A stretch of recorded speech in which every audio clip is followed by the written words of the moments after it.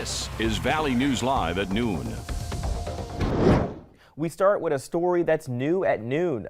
A juvenile male is facing several charges after an assault in the parking lot at Fargo South High School. School officials say a female student let the school resource officer know about a concern in the parking lot after school on Friday. Now, the officer asked a male to leave campus, but he refused and began assaulting the female student and another male student. The officer had to deploy his taser, and the juvenile was arrested a short time later. He is facing 2 counts of assault, preventing arrest, violation of a protection order, and disturbance of a public school. School officials say he is not a Fargo Public Schools student. The Bemidji Fire Department is crediting smoke alarms with saving the lives of 3 people. Take a look at this picture they shared. The smoke alarm burned and melted. This is after a mobile home fire on Sunday. When firefighters arrived, they found fire in a back bedroom and hallway. 1 person was taken to the hospital with burns, and 2 others made it out safely. The home sustained major damage. Now, the fire department says the smoke alarm was installed in 2019 during the American Red Cross Sound the Alarm, Save a Life campaign. This annual event is a partnership with the Red Cross and local fire departments, where free smoke alarms are installed in people's homes. Anyone in need of a smoke detector can contact Bemidji Fire Department at 751-8001. We continue to follow a developing story out of Minneapolis. Today is the first full day of deliberations in Derek Chauvin's murder trial. Jurors are deciding if the former police officer caused George Floyd's death last May. Michael George has the latest from Minneapolis. Jurors are looking at 3 weeks of testimony from 45 witnesses to decide if Derek Chauvin murdered George Floyd when he knelt on his neck for more than 9 minutes. The charges are second-degree murder, third-degree murder, and second-degree manslaughter. The defense needs just 1 juror on its side to force a mistrial. They're looking for doubt. They are not looking for proof that is going to be on their side. They just want to find a doubt to get a hung jury. During lengthy closing arguments Monday, the state asked jurors to use common sense and to believe their eyes. The defendant abandoned his values, abandoned the training, and killed a man.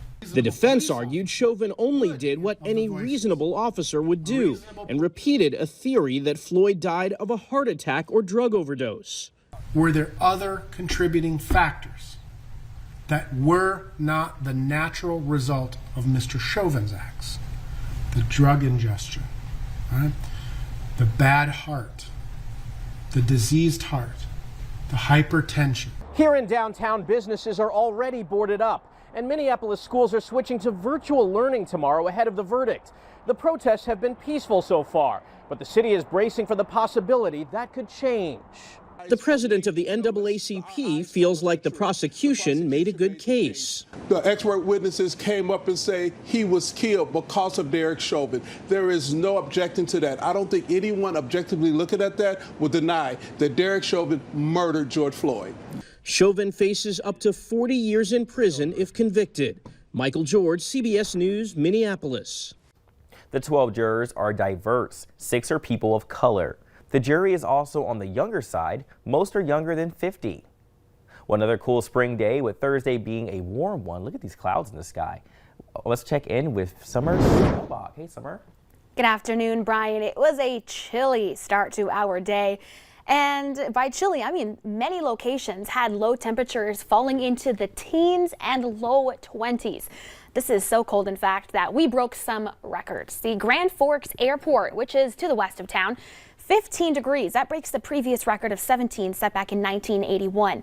And in the town of Grand Forks, at the National Weather Service office right near campus, 17 degrees, and that broke the previous record by 1 degree that was set in 1938 and then tied again in 2013.